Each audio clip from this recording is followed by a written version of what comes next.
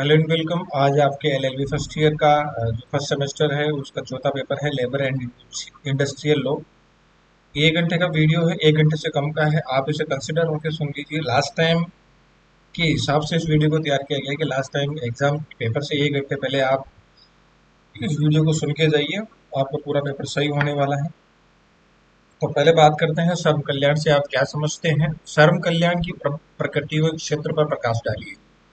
तो श्रम कल्याण शब्द का अर्थ है श्रमिकों को दी जाने वाली वे सुविधाएं और सेवाएं जो उनकी शारीरिक, मानसिक और आर्थिक जीवन स्तर को ऊंचा उठाने के लिए दी जाती है। इसका उद्देश्य श्रमिकों को सुरक्षित, सम्मानजनक और अच्छा वातावरण, स्वस्थ वातावरण प्रदान करना है, जिससे औद्योगिक संबंधों में सामंजस्य बना रहे। श्रम कल्याण की परिभाषा बीडी सिंह के अनुसार यह है कि श्रम कल्याण उन सेवाओं, सुविधाओं और सुविधाजनक उपायों को कहा जाता है जो कर्मचारियों की कार्य परिस्थितियों को बेहतर बनाने के लिए नियोजकों द्वारा प्रदान किए जाते हैं। नियोजक यानी मालिकों द्वारा। तो नेचर ऑफ लेबर वेलफेयर, तो इसकी प्रकृति क्या है? मानवोन्मुखी है। इसका उद्देश्य क्या? मानवोन्मुखी, समाजोपयोगी, मूल्यवर्धक, कानूनी और गैर कानूनी, नैतिकता आधारित। तो इन पे अपन डिटेल से बात करेंगे। तो पहले बात करते हैं मानवोन्मुखी। तो इसका उद्देश्य केवल श्रमिक का उपयोग न करके उसके मानव अधिकारों का सम्मान करना है। समाज उपयोगी ऐसे कि समाज के कमजोर वर्ग को सशक्त बनाने हेतु कल्याणकारी उपाय आवश्यक है। मूल्यवर्धक ऐसे कि प्रोडक्टिव कल्याण से श्रमिक संतुष्ट रहता है, जिससे उत्पादन व गुणवत्ता में सुधार आता है। कानूनी और गैर कानूनी, कुछ कल्याणकारी उपाय अनिवार्य होते हैं जैसे ईएसआईसी, जबकि कुछ स्वैच्छिक होते हैं। नैतिक आधारित, यह नियोक्ताओं द्वारा नैतिक दायित्व भी होता है। आगे बात करते हैं श्रम कल्याण का क्षेत्र। स्कोप क्या है? तो श्रम कल्याण का क्षेत्र बहुत व्यापक होता है, जिसमें विभिन्न पहलू शामिल होते हैं। स्वास्थ्य के क्षेत्र में श्रमिकों के लिए अस्पताल, औषधालय और टीकाकरण जैसी सुविधाएं प्रदान की जाती है। सुरक्षा के अंतर्गत अग्निशमन व्यवस्था, हेलमेट और सेफ्टी गियर की व्यवस्था की जाती है। शिक्षा के क्षेत्र में, यानी जो कल्याण के क्षेत्र है, स्वास्थ्य, सुरक्षा, शिक्षा, आवास, आर्थिक कल्याण और सामाजिक कल्याण। तो स्वास्थ्य के अंदर क्या है? श्रमिकों के लिए अस्पताल, औषधालय और टीकाकरण जैसी सुविधाएं प्रदान की जाती है। सुरक्षा के अंतर्गत अग्निशमन व्यवस्था, हेलमेट और सेफ्टी गियर की व्यवस्था की जाती है। शिक्षा के अंतर्गत श्रमिकों और उनके बच्चों के लिए स्कूल की सुविधा दी जाती है। आवास के क्षेत्र में श्रमिक कॉलोनी और शुद्ध पेयजल के उपलब्धता सुनिश्चित की जाती है। आर्थिक कल्याण के अंतर्गत पीएफ ग्रेचुइटी और बोनस जैसी योजनाएं शामिल होती है। सामाजिक कल्याण में मनोरंजन, खेलकूद, सामाजिक सांस्कृतिक आयोजनों की व्यवस्था की जाती है। इसके अतिरिक्त प्रशिक्षण के क्षेत्र में स्किल अपग्रेडेशन और कैरियर काउंसलिंग की सुविधा भी दी जाती है, ताकि श्रमिक अपने क्षेत्र में दक्ष बन सकें। प्रमुख जो मेजर लॉज हैं, सब कानून हैं, उनकी बात करें तो फैक्ट्रीज एक्ट 1948 है, जो स्वास्थ्य, सुरक्षा और कल्याण हेतु जुड़े प्रावधान है। इसमें एम्प्लॉयज स्टेट इंश्योरेंस ईएसआई है, एक्ट 1948। मिनिमम वेजेज एक्ट है 1948। Payment of gratuity act 1972। Employees provident fund and miscellaneous provisions act 1952। Occupational safety and health and working condition act 2020, यानी ये हाल ही संहिता है। इसके बाद बात करते हैं महत्वपूर्ण न्यायिक निर्णय के इंपॉर्टेंट केस लॉज की। तो बंधुआ Mukti Morcha VS union state का एक मामला है 1984 का। सुप्रीम कोर्ट ने बंधुआ मजदूरों की मुक्ति को अनुच्छेद 21 का हिस्सा बताया है, यानी जीवन का अधिकार और व्यक्तिगत स्वतंत्रता का अधिकार बताया। बंधुआ मजदूरी उनसे नहीं करवाई जा सकती। यह केस श्रमिकों के मानवीय जीवन और कल्याण को लेकर एक ऐतिहासिक है। इसके अलावा एक केस है MC Mehta vs state of Tamil Nadu Tamil Nadu 1991 का। तो बाल श्रमिकों को खतरनाक उद्योगों में काम करने से रोकने का आदेश दिया गया। आर्टिकल 24 और आर्टिकल 39E पर इसमें बल दिया गया है। Olga Tellis vs Bombay municipal corporation 1985 का एक मामला है। आजीविका को जीवन का अभिन्न हिस्सा माना गया। अब इसके बाद बात करते हैं टिप्पणी, आर्टिकल नोट्स। तो आज के परिप्रेक्ष्य में श्रम कल्याण को सिर्फ सुविधा नहीं, मानवाधिकार के रूप में देखा जाना चाहिए।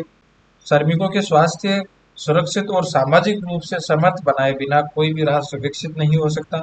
नई श्रम संहिताओं में श्रमिकों के लिए एक समानता और पारदर्शिता लाने का प्रयास किया गया है।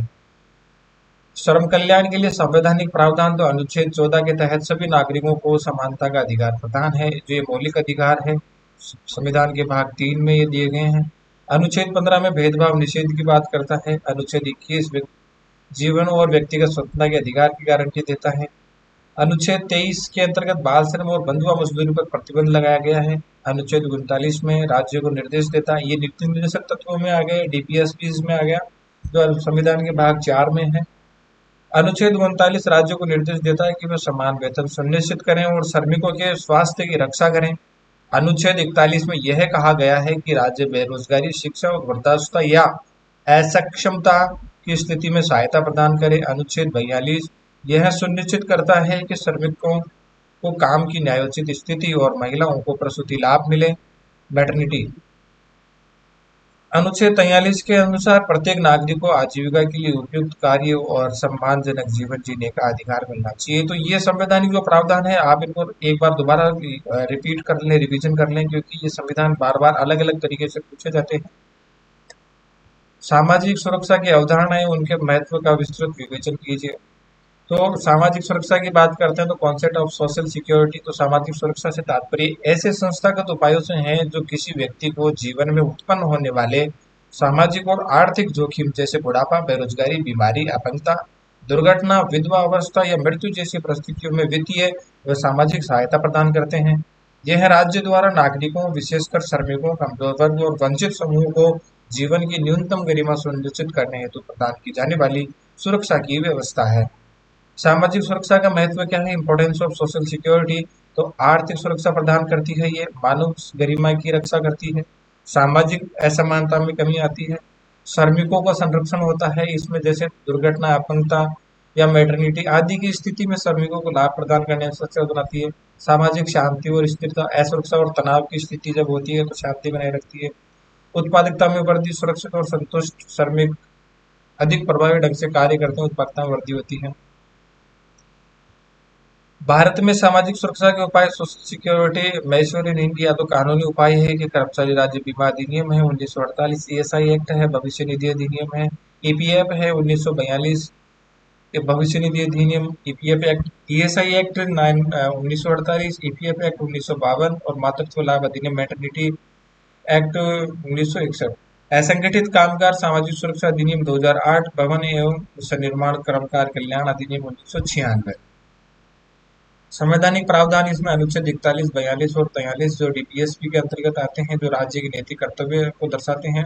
41 में बेरोजगारी, वृद्धावस्था और बीमारी आदि में सहायता, 42 में काम की न्यायोचित स्थिति, प्रसूति लाभ, 43 में है अनुपयुक्त कार्य और सम्मानजनक जीवन का अधिकार। सरकारी योजनाओं की बात करें तो अटल पेंशन योजना है, इसमें प्रधानमंत्री श्रम मानधन योजना, ईएसआईसी और ईपीएफओ जैसी सेवाएं, जनधन योजना के माध्यम से वित्तीय समावेशन, प्रधानमंत्री जीवन ज्योति बीमा योजना, प्रधानमंत्री सुरक्षा बीमा योजना। आज के युग में सामाजिक सुरक्षा केवल सरकारी दायित्व नहीं बल्कि एक मानवाधिकार बन चुकी है। इसमें केवल कामगारों बल्कि वंचितों, महिलाओं, विकलांगों और बच्चों तक को शामिल करना आवश्यक है। नेक्स्ट है सामाजिक न्याय की अवधारणा को समझाइए। तो सोशल जस्टिस क्या है? तो समाज एक ऐसी अवधारणा है जिसके माध्यम से समाज के प्रत्येक व्यक्ति को समान अवसर और अधिकार सुविधाएं प्रदान करना है, चाहे उसकी जाति, धर्म, लिंग, भाषा, वे वर्ग या क्षेत्र कुछ भी हो। ये समाज में व्याप्त असमानताओं को समाप्त कर समानता, स्वतंत्रता और गरिमा पर आधारित समाज की स्थापना का मार्ग प्रशस्त करता है। सामाजिक न्याय की परिभाषा क्या है? डेफिनेशन तो डॉक्टर भीमराव अंबेडकर के अनुसार सामाजिक न्याय का अर्थ है समाज के सभी वर्गों को समान अवसर और संसाधनों में बराबरी का हिस्सा देना। Justice VR. कृष्ण अय्यर के अनुसार सामाजिक न्याय सामाजिक व्यवस्था को इस प्रकार ढालना है कि समाज के कमजोर और पिछड़े तबके को न्याय मिल सके। एक बार दोबारा समझेंगे परिभाषा कि डॉक्टर अम्बेडकर के अनुसार सामाजिक न्याय का अर्थ है समाज के सभी वर्गों को समान अवसर और संसाधनों में बराबरी का हिस्सा देना, यानी ये बात करता है बराबरी की। Justice VR. कृष्ण अय्यर के अनुसार सामाजिक न्याय सामाजिक व्यवस्था को इस प्रकार डालना है कि समाज के कमजोर और पिछड़े तबके को न्याय मिल सके। अब बात करते हैं सामाजिक न्याय के प्रमुख तत्व। तो इसके एलिमेंट्स ऑफ सोशल जस्टिस क्या हैं? तो इसकी इक्वलिटी है, इक्वलिटी समानता, सभी व्यक्तियों को सामाजिक, आर्थिक और राजनीतिक दृष्टि से समान अवसर प्रदान और अधिकार मिलना चाहिए। स्वतंत्रता है, लिबर्टी, इक्वलिटी, लिबर्टी, जस्टिस, समानता, स्वतंत्रता और न्याय। समानता सभी को मिलनी चाहिए, सामाजिक, आर्थिक और राजनीतिक दृष्टि से। स्वतंत्रता की बात करें तो सभी को विचार, अभिव्यक्ति, विश्वास, उपासना और संघ की स्वतंत्रता होनी चाहिए। किस चीज की? विचार, अभिव्यक्ति, विश्वास, उपासना और संघ। न्याय की बात करें तो आर्थिक न्याय, राजनीतिक न्याय और सामाजिक न्याय मिलना चाहिए। आर्थिक न्याय किस तरह का होता है कि सभी को जीविकोपार्जन का समान अवसर है। राजनीतिक न्याय में सभी को राजनीतिक अधिकार और भागीदारी का अवसर है। सामाजिक न्याय में जाति, धर्म, लिंग आदि के आधार पर भेदभाव नहीं होना चाहिए। धर्मनिरपेक्षता होना चाहिए। सेक्युलरिज्म होना चाहिए। सभी धर्मों का समान आदर और कोई धार्मिक पक्षपात नहीं होना चाहिए। सकारात्मक भेदभाव, पॉजिटिव डिस्क्रिमिनेशन। पिछड़े और वंचित वर्गों के लिए आरक्षण और विशेष योजनाएं होनी चाहिए। एक बहुत अच्छा केस है सामाजिक न्याय के क्षेत्र में, ऐतिहासिक और महत्वपूर्ण निर्णय है, ओल्गा टेलिस बनाम म्युनिसिपल कॉर्पोरेशन का है। इस मामले में महाराष्ट्र ओल्गा टेलिस बनाम म्युनिसिपल कॉर्पोरेशन, इसको याद रखिए। ये सामाजिक न्याय का एक बहुत महत्वपूर्ण और ऐतिहासिक निर्णय है, ओल्गा टेलिस बनाम म्युनिसिपल कॉर्पोरेशन। इस मामले में महाराष्ट्र सरकार द्वारा मुंबई की झुग्गी झोपड़ियों को ध्वस्त करने का आदेश दिया गया। यह मामला उच्चतम न्यायालय तक पहुंचा, जहां न्यायालय ने स्पष्ट रूप से कहा, झुग्गी झोपड़ियों में रहने वाले वे श्रमिक जिनके परिश्रम और बलिदान से महानगरों में ऊंची ऊंची इमारतें, अट्टालिकाएं और उद्योग खड़े हुए हैं, इन्हें पुनर्वास की उचित व्यवस्था किए बिना हटाया नहीं जा सकता। यह निर्णय सामाजिक न्याय की अवधारणा को सशक्त बनाते हुए यह दर्शाता है कि केवल विधिक प्रक्रिया ही नहीं बल्कि मानवीय दृष्टिकोण और गरिमा की रक्षा भी आवश्यक है। इसके संवैधानिक प्रावधानों की बात करें तो वही अनुच्छेद 14 जो मौलिक अधिकारों में है, 14, 15, 16, 17, 21 और 38। जो 14 है कानून में समानता की बात करता है। 15 जो है जाति, धर्म और लिंग के आधार पर भेदभाव का निषेध करता है। 16 सरकारी नौकरियों में समानता का अवसर। 17 में छुआछूत की समाप्ति। 21 में जीवन और व्यक्तिगत स्वतंत्रता का अधिकार है। 38 बीपीएसपी में आ गया जो मौलिक अधिकारों में नीति निर्देशक तत्वों में आ गए, जो सामाजिक, आर्थिक और राजनीतिक न्याय सुनिश्चित करता है। 46 में अनुसूचित जातियों, जनजातियों और अन्य कमजोर वर्गों के हितों की सुरक्षा की बात करता है। भारत में सामाजिक न्याय के लिए प्रयास किया किए गए हैं तो आरक्षण प्रणाली है। आरक्षण प्रणाली लागू की गई है। कल्याणकारी योजनाएं सरकार द्वारा चलाई गई। कानूनी संरक्षण तो आरक्षण प्रणाली में अनुसूचित जनजाति, S T S C, OBC और ईडब्ल्यूएस वर्गों के लिए आरक्षण दिए गए हैं। कल्याणकारी योजनाओं में एस टी के लिए छात्रवृत्ति है, मनरेगा है, बेटी बचाओ बेटी पढ़ाओ योजना है, सामाजिक सुरक्षा पेंशन योजना है। कानूनी संरक्षण में एस टी अत्याचार निवारण अधिनियम, बाल श्रम निषेध अधिनियम, समान वेतन अधिनियम। इससे संबंधित केस लॉज हैं जो इंदिरा स्वामी वीएस यूनियन ऑफ इंडिया 1992 का एक मामला है। सुप्रीम कोर्ट ने पिछड़े वर्गों को आरक्षण देने के सिद्धांत को सही ठहराया, लेकिन आरक्षण की सीमा 50% अधिक तक ही रखने को कहा। State of Kerala vs NM Thomas 1976 का एक मामला है जिसमें कोर्ट ने कहा कि पिछड़े वर्गों को विशेष सुविधा देना सामाजिक न्याय की भावना के अनुरूप है। तो इसका कंक्लूजन ये निकलता है कि सामाजिक न्याय केवल एक संवैधानिक आदर्श नहीं बल्कि भारत जैसे विविधता भरे देश में सामाजिक समरसता और लोकतंत्र की मजबूती का आधार है। जब समाज के अंतिम व्यक्ति को समान अवसर, अधिकार और गरिमा नहीं मिलती, तब तक सामाजिक न्याय की अवधारणा अधूरी रहेगी। अतः राज्य, समाज और हर नागरिक की संयुक्त जिम्मेदारी है कि वे सामाजिक न्याय को व्यवहार में उतारें और एक महत्वपूर्ण समाज की स्थापना करें। अगला है कि व्यवसाय संघ जो ट्रेड यूनियन होते हैं, 90 ट्रेड यूनियन 1926 के अंतर्गत एक व्यवसाय संघ के पंजीकरण संबंधी उपबंधों की विवेचना कीजिए। तो व्यवसाय संघ का अर्थ ऐसे संगठनों से है जो श्रमिकों या नियोक्ताओं द्वारा संगठित किए जाते हैं। श्रमिकों या नियोक्ताओं यानी श्रमिक या फिर उनको चलाने वाले जो मालिक है, फैक्ट्री मालिक, उनके द्वारा गठित किए जाते हैं ताकि उनके आर्थिक, सामाजिक, राजनीतिक हितों की रक्षा की जा सके। इनका उद्देश्य मजदूरों के वेतन, काम के घंटे, कार्यस्थल की स्थिति, भत्ते आदि से संबंधित मामलों में सामूहिक रूप से वार्ता करना होता है। तो व्यवसाय संघ अधिनियम 1926 की धारा 2 के अनुसार व्यवसाय संघ का अर्थ किसी श्रमिकों अथवा नियोक्ताओं के किसी संगठन से है जिसका उद्देश्य किसी व्यवसाय, व्यापार या उद्योग से संबंधित मामलों में उनके संबंधों को नियमित करना है। एक बार दोबारा समझते हैं कि व्यवसाय संघ अधिनियम 1926 की धारा 2 के अनुसार व्यवसाय संघ का अर्थ किसी श्रमिकों अथवा नियोक्ताओं के किसी ऐसे संगठन से है जिसका उद्देश्य किसी व्यवसाय, व्यापार या उद्योग से संबंधित मामलों में उनके संबंधों को नियमित करना है। पंजीकरण का उद्देश्य है तो रजिस्ट्रेशन का इसका मोटिव क्या है, तो रजिस्ट्रेशन पंजीकरण का उद्देश्य यह है कि एक वैधानिक संस्था के रूप में इसको मान्यता देना है जिससे वह अपने सदस्यों के अधिकारों की रक्षा और संरक्षण कर सके। तो धारा 4 में इसमें बात की गई है, किसी व्यवसाय संघ को पंजीकरण के लिए आवेदन तभी दिया जा सकता है जब वह कम से कम 7 सदस्य किसी उद्योग के हों और प्रत्येक की आयु 18 से अधिक हो और वे आवेदन करने की तिथि को संघ के सदस्य हों। धारा 5 में पंजीकरण के आवेदन से रजिस्ट्रार ऑफ ट्रेड यूनियंस को प्रस्तुत किया जाता है। इसमें आवेदन पत्र में शामिल जानकारी जरूरी है। धारा 5 में आवेदन पत्र प्रस्तुत किया जाता है, रजिस्ट्रार ऑफ ट्रेड यूनियंस को प्रस्तुत किया जाता है। आवेदन पत्र में जो जानकारी होती है ये कब होनी चाहिए, उसमें संघ का नाम होना चाहिए, मुख्य कार्यालय का पता होना चाहिए, स्थापना की तिथि, ऑब्जेक्टिव व कार्य प्रणाली, उद्देश्य व कार्य प्रणाली, पदाधिकारियों के नाम, पति, व्यवसाय और पद, संविधान नियमावली यानी रूल्स की एक प्रति, उसमें नियमावली उसमें वो लगती है। धारा 6 के अंदर नियमावली रूल्स की आवश्यक बातें क्या हैं, तो धारा 6 में नियमावली की बातें बताई गई कि उसमें नियमावली क्या किस प्रकार की होनी चाहिए। तो सदस्यताओं की योग्यता, सदस्यता शुल्क, धन का उपयोग किस प्रकार होगा, पदाधिकारियों की नियुक्ति, कार्यकाल और कर्तव्य, लेखा परीक्षण की प्रक्रिया, विघटन की प्रक्रिया किस प्रकार होगी।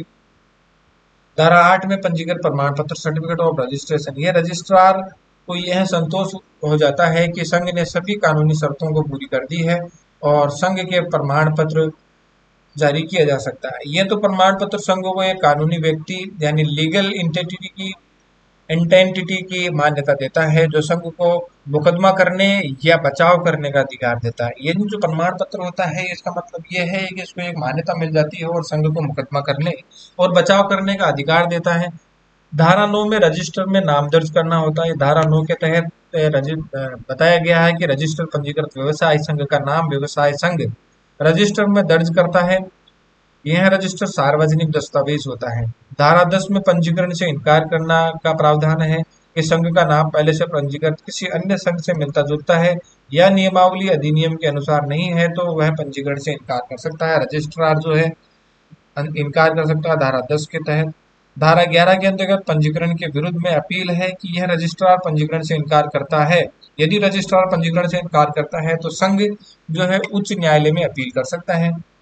इसके जो महत्वपूर्ण केस लॉज हैं इसमें है Rohtas industries staff union vs state of Bihar 1963 का मामला है। इस मामले में सुप्रीम कोर्ट ने कहा कि व्यवसाय संघ का उद्देश्य केवल औद्योगिक विवाद को उठाना नहीं बल्कि सदस्यों की सामाजिक, आर्थिक व राजनीतिक स्थिति को सुदृढ़ करना भी है। संवैधानिक प्रावधानों से संबंध है। अनुच्छेद 19 से अंडर सेक्शन 1C प्रत्येक नागरिक को संघ बनाने का अधिकार प्राप्त है। व्यवसाय संघ पंजीकरण इस मौलिक अधिकार का कानूनी रूप है। कंक्लूजन इसका यह है कि व्यवसाय संघ अधिनियम यानी ट्रेड यूनियन एक्ट 1926 के अंतर्गत पंजीकरण की प्रक्रिया श्रमिकों के संगठन को कानूनी स्वरूप प्रदान करती है।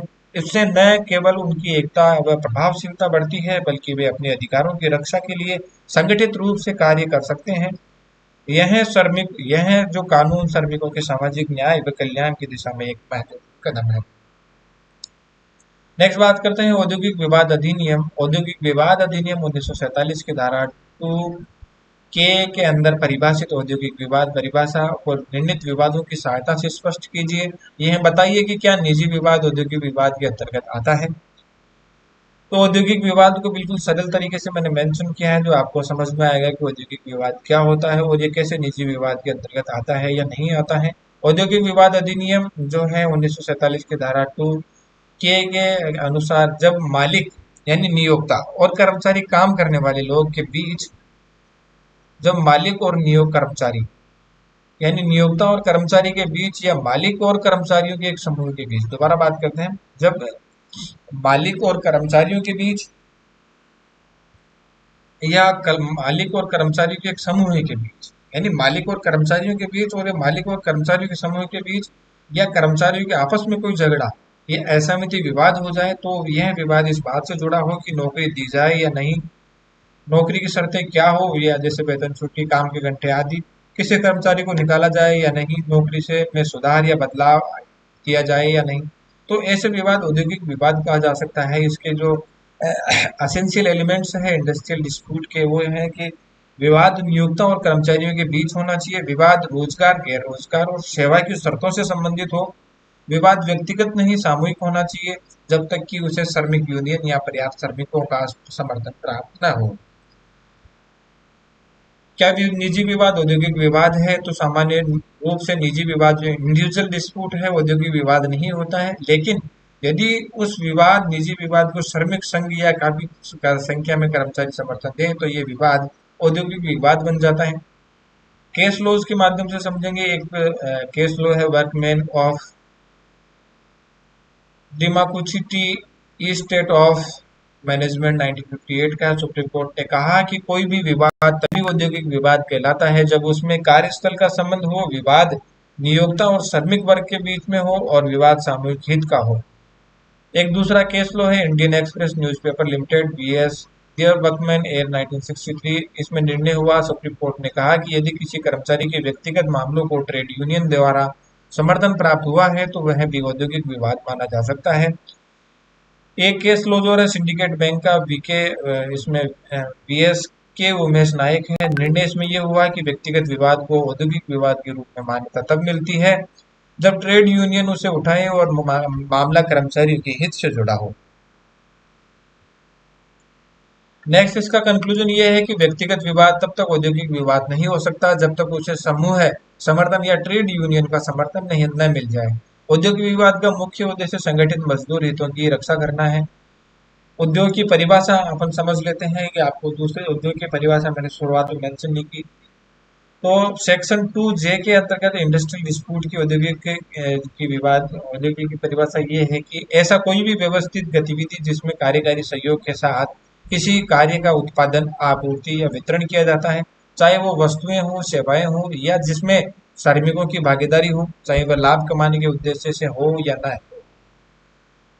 यानी ऐसा कोई भी व्यवस्थित गतिविधि जिसमें कर्मचारी सहयोग के साथ किसी कार्य का उत्पादन, आपूर्ति या वितरण करता है या किया जाता है, चाहे वह वस्तु या सेवाएं हो, जिसमें श्रमिकों की भागीदारी हो, चाहे वह लाभ कमाने के उद्देश्य से हो या ना हो। तो इसके एलिमेंट्स हैं, तो इसके एलिमेंट्स ये हैं कि व्यवस्थित गतिविधि होनी चाहिए, सिस्टमेटिक एक्टिविटी उसमें होनी चाहिए, श्रमिकों की भागीदारी होनी चाहिए, उत्पादन या सेवा प्रदान करना, लाभ उद्देश्य जरूरी नहीं है इसमें। तो इसके प्रमुख केस लॉज हैं जो इसमें बेंगलोर वाटर सप्लाई केस है 1978 का। ऐतिहासिक निर्णय सुप्रीम कोर्ट ने उद्योग की व्यापक व्याख्या दी, इसको बहुत जरूरी है, इसको याद रखना। बेंगलोर वाटर सप्लाई का केस है 1978 का। सुप्रीम कोर्ट ने उद्योग की व्यापक व्याख्या इसमें की थी। कोर्ट ने 7 जजों की पीठ ने एक महत्वपूर्ण जो ट्रिपल टेस्ट प्रतिपादित किया। इसमें कहा कि संस्था में कोई व्यवस्थित गतिविधि होनी चाहिए, यानी पहला तो एक सिस्टमेटिक एक्टिविटी होनी चाहिए, cooperation for employer and employee and production of the goods service to safety human rights. यानी पहला है संस्था में कोई व्यवस्थित गतिविधि होनी चाहिए। दूसरा, मालिक और कर्मचारी के बीच सहयोग होना चाहिए। तीसरा, व्यक्ति कोई वस्तु या सेवा चाहे वह लाभ के लिए हो या ना हो। ये 3 जरूरी एलिमेंट्स इसमें डिसाइड किए गए। उद्योग की व्याख्या विस्तृत रूप से की गई। इस केस में सुप्रीम कोर्ट ने कहा कि न्यायालय, नगर पालिकाएं और शैक्षणिक संस्थान और अस्पताल भी उद्योग की परिभाषा में आ सकते हैं यदि यह तीनों शर्तें पूरी करते हैं। तीनों शर्तें पूरी कौन सी? संस्था में कोई व्यवस्थित गतिविधि होनी चाहिए, मालिक और कर्मचारी के बीच सहयोग होना चाहिए, कोई वस्तु या सेवा चाहे वह लाभ के लिए हो या ना हो, ये तीनों व्यवस्थाएं होनी चाहिए। कौन कौन से उस संस्थान उद्योग नहीं माने जाएंगे? इसमें इंक्लूडेड इंस्टीट्यूशन है, तो यह है स्वैच्छिक धार्मिक संस्थाएं हैं, सशस्त्र बल और पुलिस सेवा है, व्यक्तिगत घरेलू सेवाएं हैं जैसे नौकर चाकर का काम करना, संविधान के तहत नियामक कार्य करने वाली न्यायिक संस्थाएं हैं। तो इसके नवीनतम निर्णय कैश लॉज है new management of Som Vihar apartment vs workman 2020 का एक नया मामला है। सुप्रीम कोर्ट ने कहा कि आवासीय सोसाइटी अपने कर्मचारियों से वेतन पर सफाई गार्ड आदि का कार्य करवाता है तो वह उद्योग मानी जा सकती है। यानी सुप्रीम कोर्ट ने कहा कि यदि आवासीय सोसाइटी अपने कर्मचारियों से वेतन पर सफाई गार्ड आदि का कार्य करवाता है तो उद्योग मानी जा सकती है। एक Zee news VS union state of India 2022 का मामला है। कोर्ट ने कहा कि मीडिया हाउस जहां नियमित उत्पादन और प्रसारण कार्य होता है उसे भी उद्योग माना जा सकता है। अब कामबंदी क्या है, जबरन छुट्टी क्या है, पद को परिभाषित कीजिए। कामबंदी किए गए कर्मकार के क्या अधिकार हैं? तो कामबंदी लॉकआउट क्या है? तो औद्योगिक विवाद अधिनियम 1947 की धारा 2I के अंतर्गत ही इसको परिभाषित किया गया है। तो ये कामबंद है, ये औद्योगिक विवाद अधिनियम जो 1947 है उसकी धारा I के अंतर्गत इसको परिभाषित किया गया है। कामबंदी से तात्पर्य है किसी औद्योगिक प्रतिष्ठान में नियोजित कर्मचारी को नियोक्ता द्वारा अस्थायी रूप से कार्य से वंचित करना।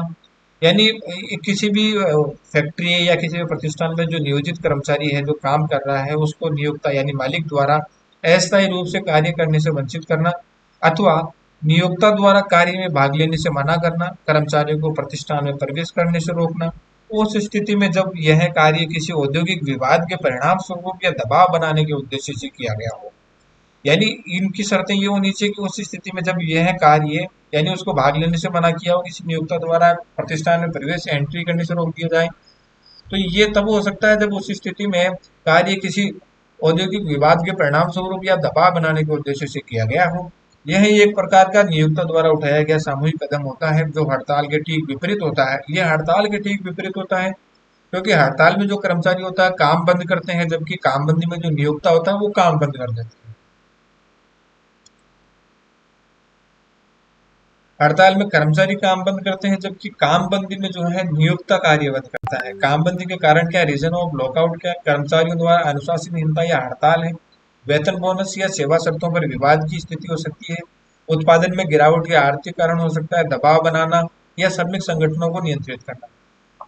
कामबंदी किए गए कर्मकारों के अधिकार क्या है, राइट टू वर्कमैन और ड्यूरिंग लॉकआउट, तो कार्यस्थल पर वापसी का अधिकार उनको दिया गया है। यदि कामबंदी अवैध घोषित होती है तो कर्मचारियों को वापस कर लेने का अधिकार होता है। मुआवजा वेतन पाने का अधिकार, यदि कामबंदी अनुचित या अवैध मानी जाती है तो कर्मचारी कामबंदी की अवधि के लिए वेतन या क्षतिपूर्ति पाने का अधिकारी होते हैं।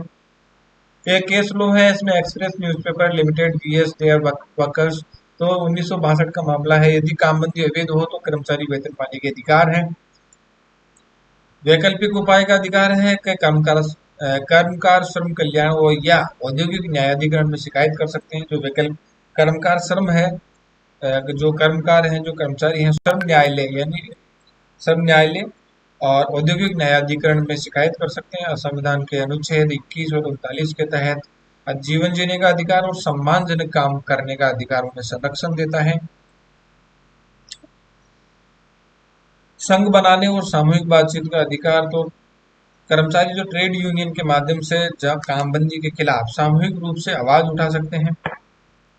नियोक्ता द्वारा अवैध कामबंदी की स्थिति में दंड, तो धारा 24 इसका प्रावधान है। इसमें अवैध कामबंदी का प्रावधान किया गया है। धारा 26 के अंतर्गत अवैध कामबंदी पर जुर्माना या कारावास का प्रावधान है। 1 माह तक या 1000 रुपए तक का जुर्माना लगाया जाता है। तो इसका कंक्लूजन है कि कामबंदी एक शक्तिशाली हथियार है, लेकिन इसका उपयोग केवल उचित और न्यायोचित कारणों से किया जाना चाहिए। यदि कामबंदी कर्मचारियों को अनुचित रूप से दंडित करने के उद्देश्य से की जाती है तो यह अवैध होती है। ऐसे में कर्मचारी कानून अधिकारों में के माध्यम से न्याय प्राप्त कर सकते हैं।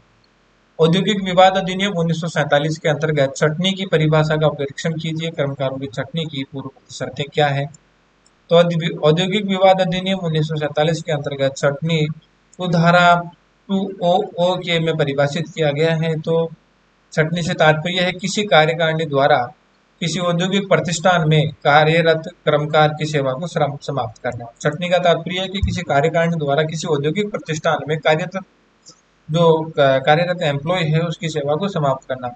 ये दंड के रूप में नहीं होनी चाहिए, स्वैच्छिक सेवानिवृत्ति नहीं होनी चाहिए, अयोग्यता या अस्वस्थता के कारण नहीं होनी चाहिए, सेवानिवृत्ति की आयु पूर्ण होने पर नहीं, और किसी अनुबंध की समाप्ति के कारण नहीं होती है।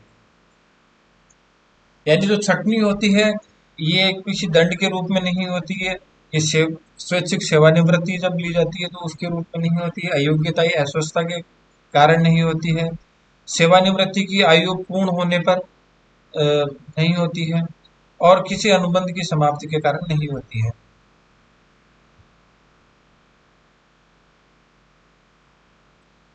एक बार दोबारा इसको बात करते हैं। छटनी से तात्पर्य क्या है? किसी कार्यकारिणी द्वारा किसी औद्योगिक प्रतिष्ठान में कार्यरत कर्मकार की सेवा को समाप्त करना है, जो दंड के रूप में नहीं, स्वैच्छिक सेवानिवृत्ति नहीं, अयोग्यता या अस्वस्थता के कारण नहीं, सेवानिवृत्ति की आयु पूर्ण होने पर नहीं, और किसी अनुबंध की समाप्ति के कारण नहीं होती है। सरल शब्दों में छटनी तब होती है जब किसी आर्थिक या संगठनात्मक कारण से काम की आवश्यकता नहीं रहती है और कर्मचारी को हटाया जाता है, न कि किसी अनुशासनात्मक कारण से। छटनी से पहले की अनिवार्य शर्तें हैं कि pre condition of for low retrenchment, तो नोटिस या वेतन। तो छटनी से पहले की अनिवार्य शर्तें यह है कि सेक्शन 25F में जिसको प्रावधान किया गया है तो नोटिस या वेतन के साथ सूचना देना, कम से कम 1 माह का लिखित नोटिस 1 माह के वेतन के बराबर धनराशि देना आवश्यक है। मुआवजा या भुगतान, तो इसमें कंपनसेशन कर्मकार को हर पूर्ण कार्य वर्ष के लिए हर कर्मकार को हर पूर्ण कार्य वर्ष के लिए 15 दिन के वेतन के बराबर मुआवजा देना आवश्यक है।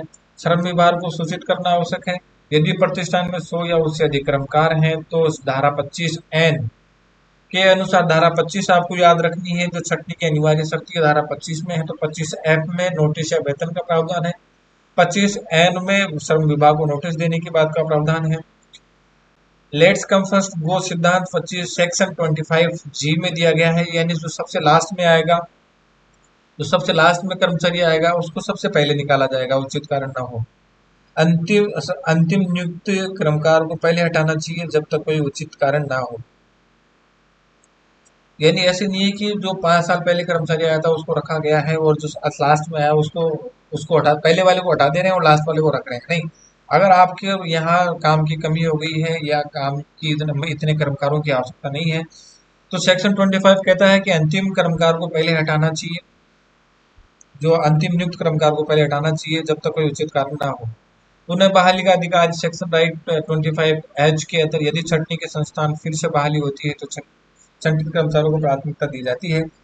तो महत्वपूर्ण न्यायिक सिद्धांत इसमें case law, state bank of India VS N Surendra Mani and Surendra Mani. तो सुप्रीम कोर्ट ने स्पष्ट किया कि किसी भी कारण से सेवा समाप्त करना जो उपरोक्त अपवादों में न हो, छटनी मानी जाएगी। L Robert D L Robert D'Souza और BS executive engineer southern railway 1982। अदालत ने दोहराया कि अनुबंध की समाप्ति से अलग यदि सेवाएं समाप्त की गई है तो वह छटनी कहलाएगी। तो इसका कंक्लूजन ये है कि छटनी औद्योगिक प्रबंधन का एक अनिवार्य उपकरण है, लेकिन यह कर्मकारों के कानूनी अधिकारों की रक्षा के अधीन है। यदि वो उपयुक्त प्रक्रिया और मुआवजा नहीं दिया जाता है तो छटनी अवैध मानी जाती है और कर्मकार न्यायालय में राहत पाने का अधिकारी होता है। औद्योगिक विवाद अधिनियम 1947 की धारा 10 द्वारा समुचित सरकार को औद्योगिक अधिग्रहण या सर्व न्यायालय को औद्योगिक विवाद संदर्भित करने बाबत प्रदत्त शक्तियों की विवेचना कीजिए। तो औद्योगिक विवाद अधिनियम 1947 की धारा औद्योगिक विवादों के समाधान हेतु न्यायिक मंचों को विवाद संदर्भित करने की प्रक्रिया और सरकार की भूमिका को निर्धारित करती है। यानी ये जो औद्योगिक विवाद अधिनियम 1947 की जो धारा है वो औद्योगिक विवादों के समाधान हेतु जो न्यायिक मंच है, जो लेबर कोर्ट और इंडस्ट्रियल ट्रिब्यूनल है, इनको जो विवाद जो रेफर किए जाते हैं उनकी प्रक्रिया और विवाद रेफर करने की प्रक्रिया और सरकार की जो भूमिका निर्धारित करती है, इसमें निर्धारित किया गया है। मामले रेफर करने की प्रक्रिया और सरकार की भूमिका को निर्धारित करने की प्रक्रिया इसमें उल्लिखित की गई है। इस धारा के अंतर्गत सरकार को यह अधिकार होता है कि वह किसी औद्योगिक विवाद को किसी सक्षम न्यायिक निकाय को विचारार्थ भेजे। धारा 10 की बात करें तो औद्योगिक विवाद का जो संदर्भन है रेफरेंस ऑफ इंडस्ट्रियल डिस्प्यूट, तो समुचित सरकार की शक्ति है। एप्रोप्रिएट गवर्नमेंट को यह अधिकार है कि वह यदि उसे लगता है कि कोई औद्योगिक विवाद मौजूद है और होने की संभावना है तो वह उस विवाद को निम्नलिखित न्यायिक मंच पर संदर्भित कर सकता है, यानी रेफर कर सकता है। तो ये है सर्व न्यायालय है, लेबर कोर्ट है, जो शेड्यूल 2 है उसमें ये इसकी उल्लेखित सूची 2 में उल्लेखित किया गया है। औद्योगिक अधिग्रहण है, इंडस्ट्रियल ट्रिब्यूनल है, सूची 3 में इसको उल्लेखित किया गया है। सूची 2 और सूची 3 में उल्लेखित किया गया था। सूची 2 में क्या है, लेबर कोड, सूची 3 में है इंडस्ट्रियल ट्रिब्यूनल, और नेशनल ट्रिब्यूनल है जो राष्ट्रीय औद्योगिक अधिग्रहण है, ऐसे विवाद जो कई राज्यों को प्रभावित करते हैं। तो धारा 10 के प्रमुख प्रावधान क्या है, रेफरेंस का आधार क्या है, तो सरकार अपनी विवेकाधीन शक्ति से निर्णय करती है कि विवाद न्यायालय को भेजा जाए या नहीं, लेकिन यह शक्ति मनमानी नहीं होनी चाहिए। पक्षकारों की इसमें सहमति होनी चाहिए। यदि दोनों पक्षकार एम्प्लॉयर एंड एम्प्लॉइज सरकार से अनुरोध करते हैं कि विवाद को अधिग्रहण या ट्रिब्यूनल को भेजे जाएं तो सामान्यतः सरकार को इनकार नहीं करना चाहिए। कार्यस्थल पर शांति बनाए रखने के लिए सरकार की भूमिका, सरकार यह निर्णय ले सकती है कि विवाद गंभीर नहीं है और उसे न्यायिक मंच पर नहीं ले जाना चाहिए। इसके जो केस लॉज हैं, Bombay union of journalist VS state of Bombay 1964 का मामला है। निर्णय सरकार को संदर्भन संदर्भन या रेफर करने या न करने की शक्ति विवेकाधीन है, लेकिन यह शक्ति मनमाने ढंग से प्रयोग नहीं की जा सकती है। Ramkrishna Ramnath VS state of Maharashtra 1966 का यह मामला है। यदि विवाद, तो इसमें सुप्रीम कोर्ट ने कहा कि निर्णय में यदि विवाद वास्तविक और गंभीर है तो सरकार को उसे न्यायिक मंच पर भेजना चाहिए। तो उसका कंक्लूजन ये है कि जो धारा 10 है औद्योगिक विवादों के समाधान की प्रक्रिया में एक प्रारंभिक और एक महत्वपूर्ण भूमिका निभाती है। यह सरकार को विवादों को न्यायिक विचार के लिए अधिकरणों या सर्व न्यायालयों को भेजने की शक्ति देती है, जिसमें यानी ये जो सरकारों को जो विवाद होते हैं, जो औद्योगिक विवाद होते हैं, उनको न्यायिक विचार के लिए जो ट्रिब्यूनल और जो लेबर कोर्ट है उनको भेजने की शक्ति देती है, जिससे कि विवाद शांतिपूर्ण और न्याय संगत तरीके से सुलझाया जा सके। यह धारा श्रमिकों के अधिकारों की रक्षा और औद्योगिक शांति बनाए रखने में सहायक है। नेक्स्ट बात करते हैं औद्योगिक विवाद अधिनियम 1947 के अंतर्गत औद्योगिक विवादों के व्याय निर्णय हेतु स्थापित विभिन्न प्राधिकारियों के संगठन की शक्तियों की विवेचना कीजिए। तो औद्योगिक विवाद अधिनियम 1947 जो इंडस्ट्रियल डिस्प्यूट एक्ट 1947 के अंतर्गत औद्योगिक विवादों के निपटारे हेतु विभिन्न न्यायिक और अर्ध न्यायिक प्राधिकरणों की स्थापना की गई है। यानी औद्योगिक विवादों के निपटारे के लिए न्यायिक और अर्ध न्यायिक प्राधिकरणों की व्यवस्था की गई, यानी लेबर कोर्ट और ट्रिब्यूनल्स की व्यवस्था की गई है। इन प्राधिकरणों का जो उद्देश्य है श्रमिकों और नियोक्ताओं के बीच उत्पन्न विवादों का निष्पक्ष और शीघ्र समाधान करना है। ये सारी चीजें मैंने बिल्कुल इजी गोइंग की है। जो लोग की जो लैंग्वेज है उसको थोड़ा सा वो तो टिपिकल होती है, तो याद करने में मुश्किल होती है, तो मैंने थोड़ा सा इजी गोइंग करके इसको लिखा है। तो औद्योगिक विवादों के निपटारे हैं तो स्थापित अधिकरण है, अथॉरिटीज जो है कार्यपालिक प्राधिकारी, एडमिनिस्ट्रेटिव अथॉरिटीज हैं। तो इसमें कार्यपालिका पर शिकायत निवारण समिति है, गवर्नेंस ऑफ रेजिडेंशियल कमेटी है, धारा 9C के अंतर्गत है। कार्यस्थल पर शिकायत निवारण समिति, ये कार्यस्थल पर शिकायत निवारण समिति बनती है धारा 2C के अंतर्गत। तो 20 या अधिक कर्मचारी वाले हर औद्योगिक प्रतिष्ठान में गठित की जाती है। कर्मचारियों की व्यक्तिगत शिकायतों को सुलझाने का कार्य करती है। और समिति में पहला सदस्य की उपस्थिति आवश्यक, समिति में जो महिला सदस्य होती है उसकी उपस्थिति आवश्यक होती है। तो औद्योगिक विवादों के निपटारे के लिए सबसे पहले क्या होता है, कार्यपालक प्राधिकारी में एडमिनिस्ट्रेटिव अथॉरिटीज होती है, उसमें होती है कि कार्यस्थल होता है, उस पर एक निवारण समिति बनाई जाती है जिसमें 20 से अधिक कर्मचारी वाले हर औद्योगिक प्रतिष्ठान में ये प्रतिष्ठान का गठन की जाती है। कर्मचारी की व्यक्तिगत शिकायतों को सुलझाने का कार्य करती है। समिति में महिला सदस्य की उपस्थिति आवश्यक होती है। दूसरा होती है कार्यपालक अधिकारी और श्रम आयुक्त इसमें नियुक्त किए जाते हैं। तो प्रारंभिक स्तर पर मध्यस्थता और समझौते हेतु वार्ता करता है, विवाद को बढ़ने से पहले सुलझाने का प्रयास किया जाता है। दूसरा बात करते हैं, इसमें एक मध्यस्थता प्राधिकारी होता है। इसमें मध्यस्थता प्राधिकारी धारा 4 के अंतर्गत है, जो राज्य सरकार द्वारा नियुक्त किए जाते हैं। इसका उद्देश्य है कि विवाद के दोनों पक्षों के बीच समझौता करवाना। वे अपनी रिपोर्ट सरकार को सौंपते हैं। और इसमें सहायक श्रम आयुक्त और श्रम आयुक्त प्राय इसमें मध्यस्थ अधिकारी के रूप में नामित किए जाते हैं। और इसके अलावा है औद्योगिक विवाद बोर्ड, ये धारा 5 के अंतर्गत है, जो सरकार द्वारा नियुक्त किए गए बोर्ड, जिसमें अध्यक्ष और 2 प्रतिनिधि एक पक्ष दोनों पक्ष से दोनों पक्ष से होते हैं, जटिल विवादों की प्रयुक्त होता है। इसके अलावा है समीक्षा प्राधिकारी, कोर्ट ऑफ इंक्वायरी होता है, तो धारा 6 के अंतर्गत सरकार द्वारा नियुक्त किया जाता है। इसका कार्य विवाद की जांच करना, न्याय की समाधान करना है। यह रिपोर्ट प्रस्तुत करता है लेकिन निर्णय नहीं देता। इसके अलावा चौथा जो इसका एलिमेंट्स है वो न्यायिक प्राधिकारी है, श्रम न्यायालय है, लेबर कोर्ट धारा 7 के अंतर्गत है। लेबर कोर्ट है धारा 7 के अंतर्गत, जो सूचित सेकंड में है। जैसा कि मैंने पिछली बार बताया था, अभी थोड़ी देर पहले बताया था कि जो श्रम न्यायालय है लेबर कोर्ट है धारा 7 के अंतर्गत है। इसके जो विवाद अधिनियम 1947 में जो सूची सेकंड में है और ट्रिब्यूनल से सूची थर्ड में है। तो न्यायिक प्राधिकारी है न्यायालय सब लेबर कोर्ट द्वारा धारा 7 में सूची सेकंड में के अंतर्गत विवादों की सुनवाई करता है। वेतन, बोनस, नियुक्ति और बर्खास्तगी के संबंधित विवाद एक न्यायिक अधिकारी द्वारा संचालित होता है। इसके अलावा औद्योगिक अधिकरण है, जो इंडस्ट्रियल ट्रिब्यूनल से धारा 7A के तहत है और सूची थर्ड में इसके अंतर्गत सुनवाई करता है। वेतन संरचना, पेंशन, पीएफ, छुट्टी, सेवा शर्त इत्यादि में न्यायिक अधिकारी होता है। इसमें जो न्यायिक अधिकारी होता है जो प्राय जिला जज स्तर का होता है। और जो राष्ट्रीय ये सारे 7 में होते हैं, उसको आप labour court, industrial law tribunals और इंडस्ट्रियल ट्रिब्यूनल्स, जो नेशनल ट्रिब्यूनल्स होता है 7A और 7B।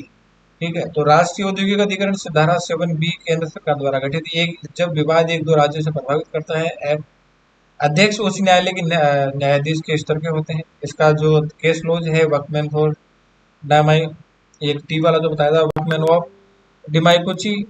डिमाइकोची tea state VS management. तो न्यायालय ने औद्योगिक विवाद की व्याख्या की और स्पष्ट किया है कि कौन विवाद औद्योगिक विवाद माना जाएगा। इसका तो कंक्लूजन ये है कि औद्योगिक विवाद अधिनियम 1947 के अंतर्गत विभिन्न प्राधिकारी, कार्यपालिक कार्यपालक, मध्यस्थ और न्यायिक मिलकर ऐसी संरचना बनाते हैं जो विवादों को समाधान की ओर ले जाती है।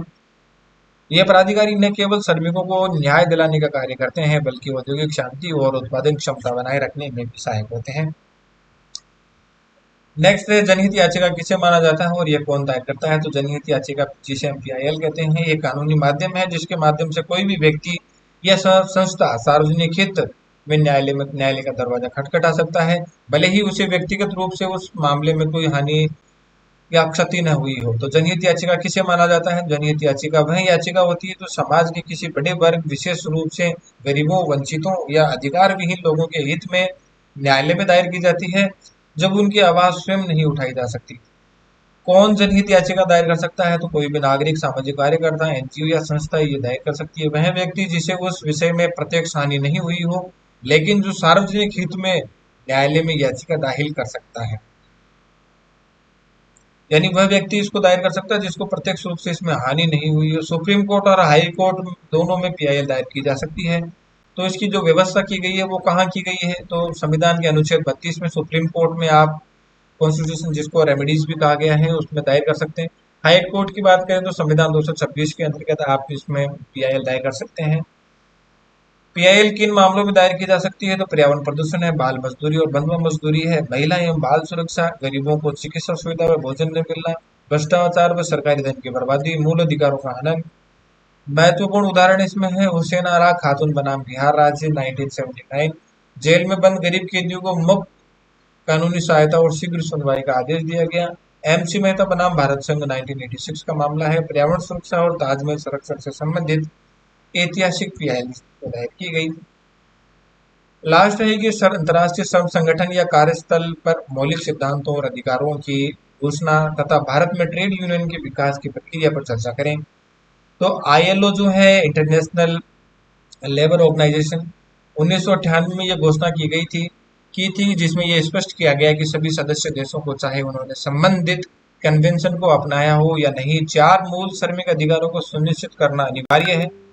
संघ बनाने और सामूहिक सौदेबाजी का अधिकार, बाल श्रम का उन्मूलन, जबरन या बंधुआ मजदूरी का निषेध और रोजगारों में भेदभाव का अभाव।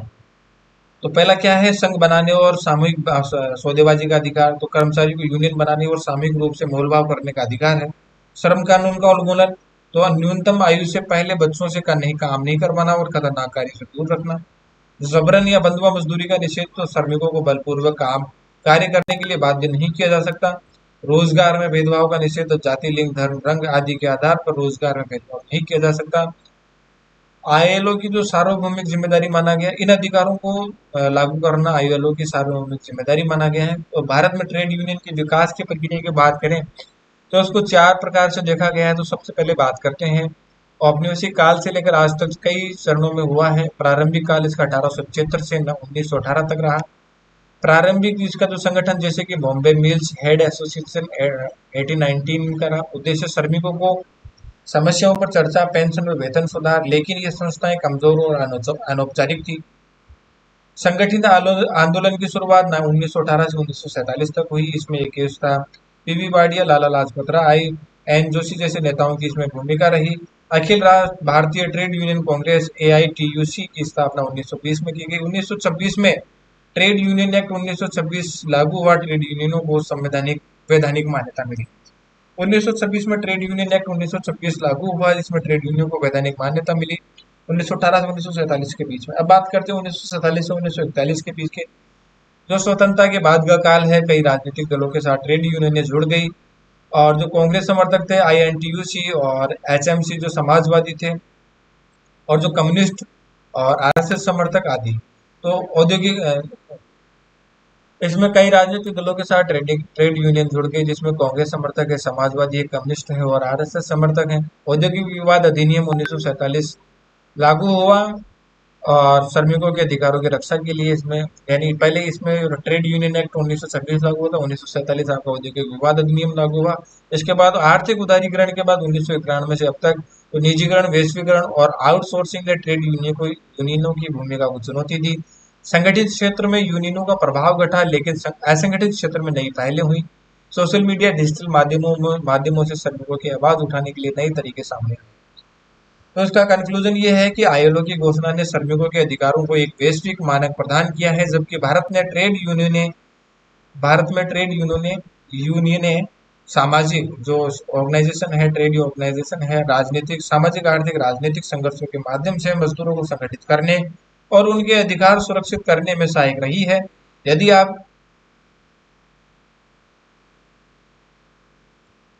तो ये थे मोस्ट इम्पोर्टेंट क्वेश्चंस, जो इनको आप एक बार कंसिडर होके सुन लें, समझ लें, आपको सारी चीजें क्लियर हो जाएगी।